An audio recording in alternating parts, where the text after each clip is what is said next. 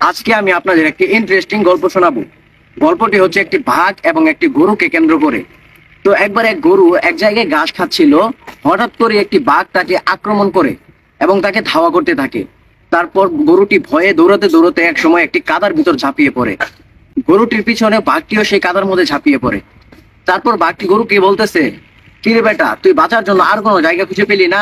অবশেষে এই কাদার মধ্যে ঝাঁপিয়ে পড়তে হলো।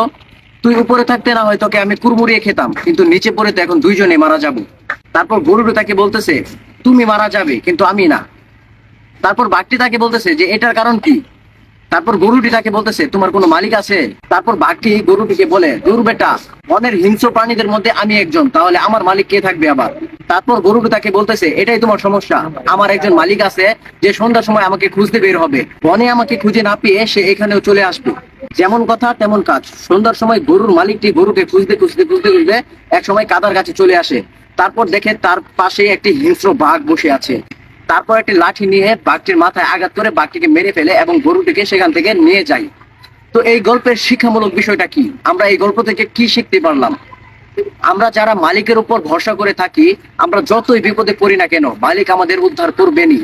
যদিও আমাদের সন্ধ্যা পর্যন্ত অপেক্ষা করতে হবে, কিন্তু মালিক আমাদের সাহায্য করবেনই ইনশাআল্লাহ।